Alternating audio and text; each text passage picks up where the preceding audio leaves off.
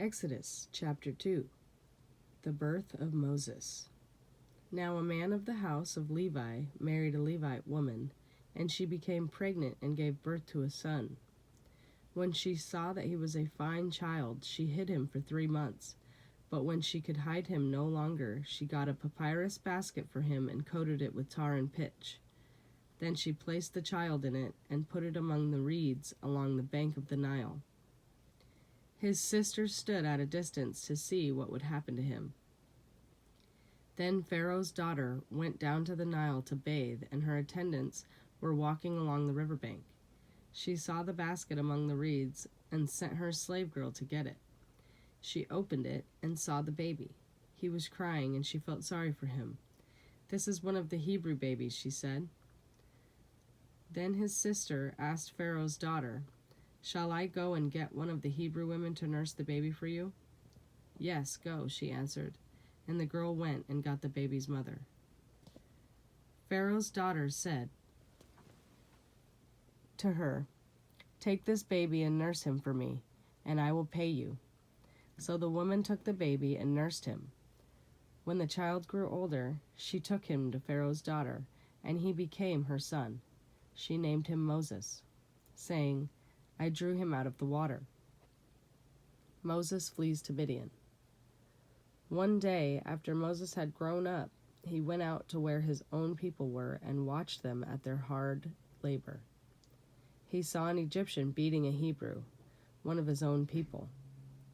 Glancing his way and seeing no one, he killed the Egyptian and hid him in the sand. The next day he went out and saw 2 Hebrews fighting. He asked the one in the wrong, "Why are you hitting your fellow Hebrew?" The man said, "Who made you ruler and judge over us? Are you thinking of killing me as you killed the Egyptian?"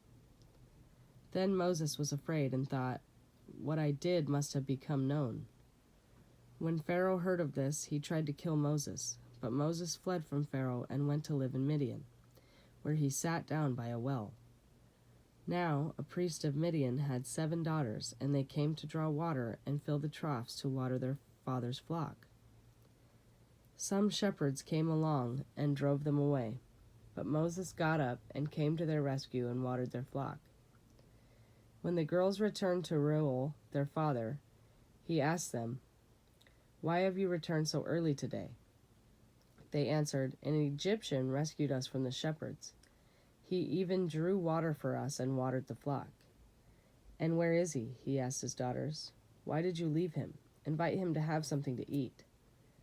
Moses agreed to stay with the man, who gave his daughter Zipporah to Moses in marriage. Zipporah gave birth to a son, and Moses named him Gershom, saying, "I have become an alien in a foreign land." During that long period, the king of Egypt died. The Israelites groaned in their slavery and cried out, and their cry for help because of their slavery went up to God. God heard their groaning, and he remembered his covenant with Abraham, with Isaac, and with Jacob. So God looked on the Israelites and was concerned about them.